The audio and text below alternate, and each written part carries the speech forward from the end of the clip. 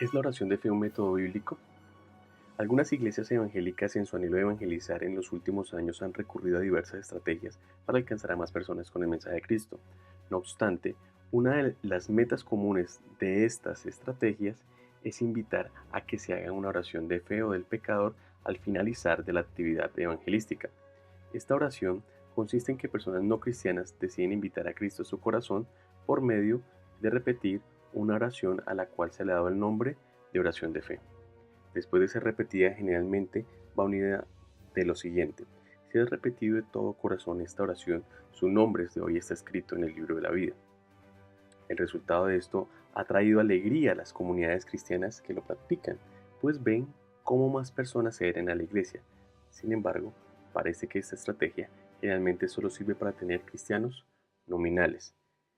Dicho de otra manera, buenos simpatizantes del cristianismo que no son ni chicha ni limonada, pero no verdaderas personas nacidas de nuevo, que sean sal y luz en la tierra. Algunas personas han depositado en esta oración de fe una confianza tan grande que piensan que cuando alguien ha hecho esta se puede afirmar: ya hizo la oración de fe, ya es salvo, lo cual parece más una salvación por obras, y como bien sabemos, la salvación es exclusivamente por gracia.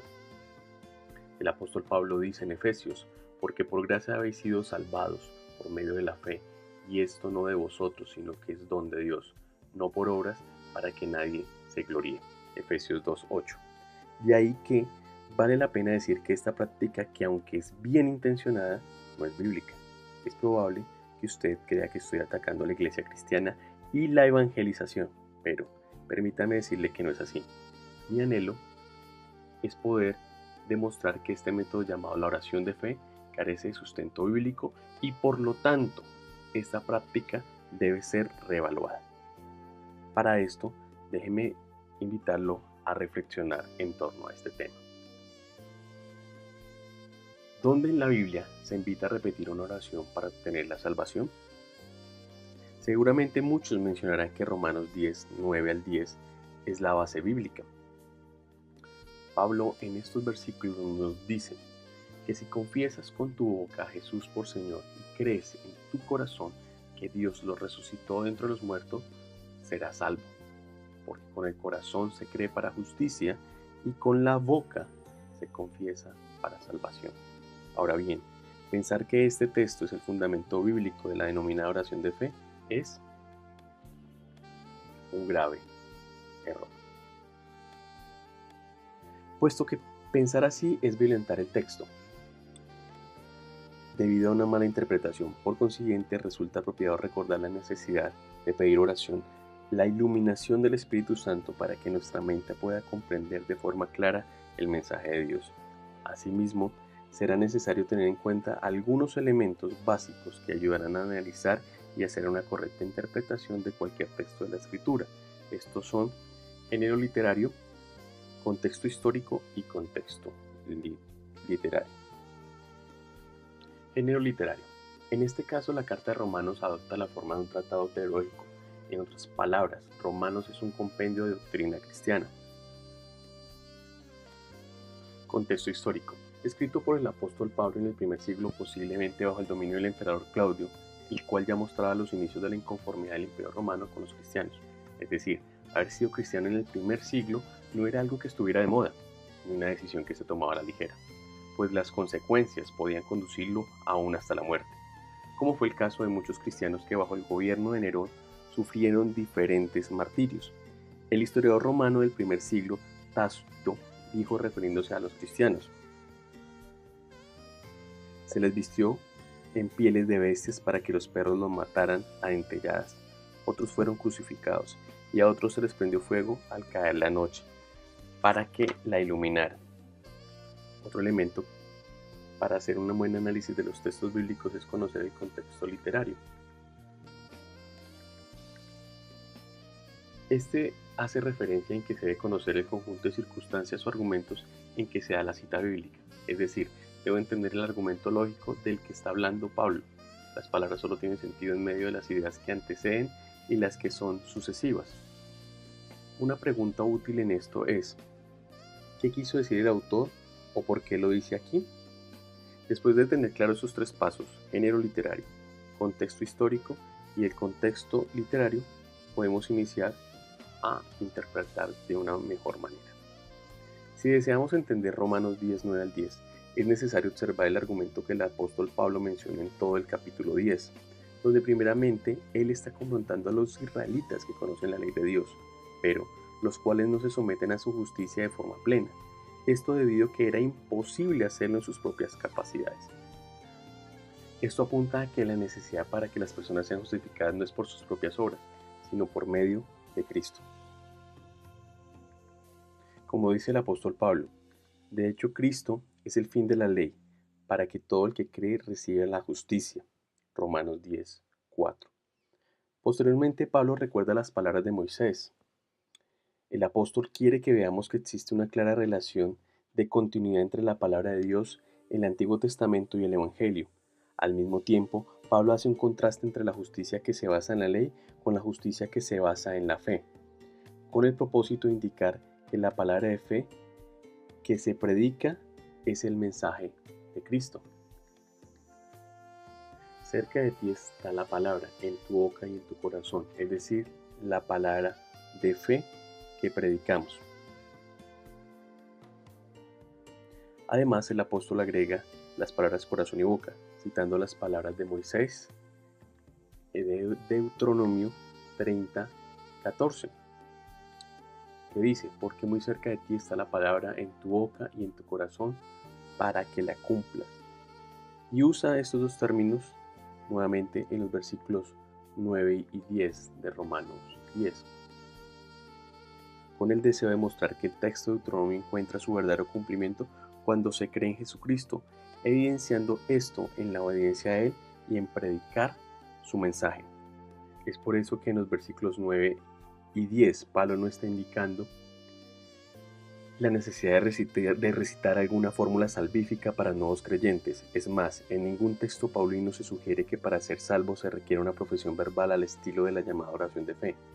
Conviene subrayar que el apóstol sí espera que los que creen las buenas nuevas evidencien su fe en Cristo siendo testigos de él de forma pública, algo que como ya se mencionó era peligroso en el primer siglo. Es por eso que posterior a Romanos 10:10, Pablo invita de forma clara a invocar el nombre del Señor siendo testigos de él. En otras palabras, el texto de Romanos 10, 9 al 10 le recordó a la primera audiencia y nos recuerda hoy a nosotros que nuestra confianza en salvación no recae en nuestros esfuerzos humanos, sino que está basada en la justificación por la gracia de Jesucristo y la fe en Él, quien es el único capaz de hacernos justo a la vista de un Dios santo y justo, puesto que nuestras obras serán siempre insuficientes para alcanzar la salvación. Jesucristo, después de justificarnos y salvarnos, nos invita a predicar su mensaje. Romanos 10, 14 al 17 dice: ¿Cómo invocarán a aquel en quien no han creído? ¿Y cómo creerán en aquel de quien no han oído? ¿Y cómo oirán si no hay quien les predique? ¿Y quién predicará sin ser enviado? Así está escrito: qué hermoso es recibir al mensajero que trae buenas nuevas. También el texto deja claro que lo único indispensable es creer en el corazón, y eso es una obra exclusiva del Espíritu Santo. Somos necios si pretendemos persuadir a alguien por medio de una confesión verbal a través de lo que se ha denominado oración de fe, como requisito para la salvación. Esto sin duda es una interpretación errónea de la retórica de Pablo en Romanos 10, 9 al 10. Por eso estos versículos, más que un fundamento para la oración de fe, son un claro llamado a ser coherentes en que si decimos creer en Jesús, debemos obedecerlo y anunciar su mensaje. En definitiva, si alguien desea confesar con su boca que Jesús es el Señor, la evidencia no es una oración de fe que se recita, sino un estar dispuesto a dar la vida totalmente por el Señor y a ser testigo de Él en todo momento y en todo lugar, con nuestras familias, con nuestro vecindario, en nuestro trabajo y estudios y en los diferentes lugares donde podamos predicar el mensaje del Señor.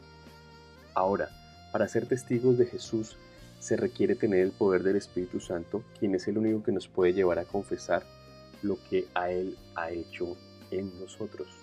Una de las evidencias de que el Espíritu Santo está en nosotros es la capacidad que tenemos de predicar.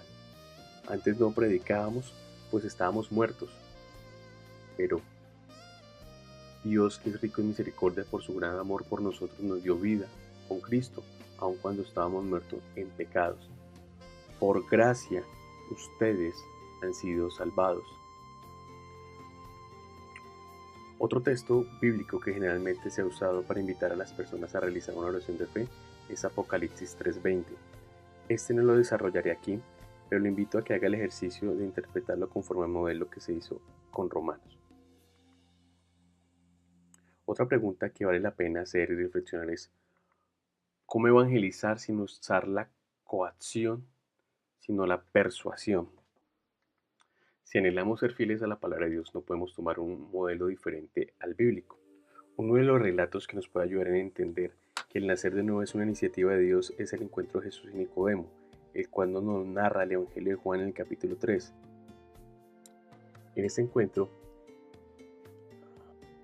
Jesús le indica a Nicodemo que si él desea ver el reino de Dios, debe nacer de nuevo. La palabra de Dios declara que solo se puede nacer de nuevo por medio del Espíritu Santo, pues es Dios quien llama. Un ejemplo de esto lo podemos evidenciar cuando en el Evangelio de Juan en el capítulo 6 Jesús dijo: todos los que el Padre me da vendrán a mí, y al que a mí viene no le rechazo. También dijo: nadie puede venir a mí si no lo atrae el Padre que me envió, y yo lo resucitaré en el día final. Las personas creen que es posible acercarse a Jesús a través de sus propios esfuerzos, o que pueden atraer a alguien a Jesús coaccionándoles a recitar una oración de fe. En otras palabras, a obligarlas a decir una oración de fe. Pero esto es imposible, pues solamente se puede llegar a conocer a Jesús por medio de la acción de la gracia divina. Esto lo confirma el Señor por medio del profeta Ezequiel, diciendo: les daré un nuevo corazón y les infundiré un espíritu nuevo. Les quitaré ese corazón de piedra que ahora tienen, y les pondré un corazón de carne. Infundiré mi espíritu en ustedes, y haré que sigan mis preceptos y obedezcan mis leyes. El cambio de corazón no depende de una oración previamente diseñada y recitada, sino que está en la soberanía de Dios. Sin embargo, el papel de un verdadero creyente que anhela que más personas se acerquen a Cristo es hacer lo que el apóstol Pablo le dijo a los corintios: ya que Dios en su sabio designio dispuso que el mundo no lo conociera mediante la sabiduría humana, tuvo a bien salvar mediante la locura de la predicación a los que creen. Entonces, si el anhelo que tenemos es llevar a alguien que conozca a Jesucristo, el camino es hacerlo mediante la predicación del Evangelio, puesto que Pablo nos recuerda también en Romanos 10:17, así que la fe viene como resultado del oír el mensaje, y el mensaje que se oye es la palabra de Cristo. Ejemplos de esto lo vemos muchas veces en el libro de Hechos. Uno de estos casos es el de Pedro, cuando predicó en el día de Pentecostés, donde se nos dice que el resultado de esta fue: cuando oyeron esto, todos se sintieron profundamente conmovidos y le dijeron a Pedro y a los otros apóstoles: hermanos, ¿qué debemos hacer? Arrepiéntase y bautícese cada uno de ustedes en el nombre de Jesucristo para perdón de sus pecados, les contestó Pedro, y recibirán el don del Espíritu Santo. Hechos 2:37 al 38. Si analizamos bien cada texto bíblico en el que se nos narra qué personas fueron añadidas a la iglesia del Señor por medio de la predicación, en ningún momento se invitó a recitar una oración, sino que el procedimiento era predicar acerca de Cristo crucificado y resucitado y esperar que el Espíritu Santo obrara en el corazón de la audiencia y éste les llevara a sentirse arrepentidos y tomar acciones que evidenciaran su nuevo nacimiento. Conclusiones.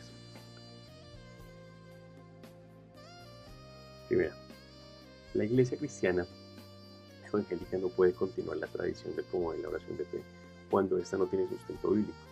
Si el anhelo es ser una iglesia bíblica, es necesario esforzarse por mejorar el estudio bíblico y no sacar conclusiones ni doctrinas de versículos aislados, para evitar así caer en errores doctrinales. Segundo, el crecimiento de la Iglesia de Jesucristo no está determinada por repetir lo que se ha denominado la oración de fe, sino por las personas que se arrepienten de todo corazón y evidencian su compromiso con Jesús en cada momento y aspecto de sus vidas, siendo luz y sal en el mundo. Tercera y última, la Iglesia de Jesucristo debe estar comprometida para anunciar las buenas noticias de salvación a una generación que requiere con urgencia conocer al Señor y Salvador. Eso solo es posible si tú y yo nos disponemos a predicar a Cristo crucificado y resucitado. Esa es nuestra tarea como discípulos del Señor. La tarea de que esto genere arrepentimiento es obra del Espíritu Santo. Que Dios nos ayude a ser fieles a su palabra y llamado. Gracias.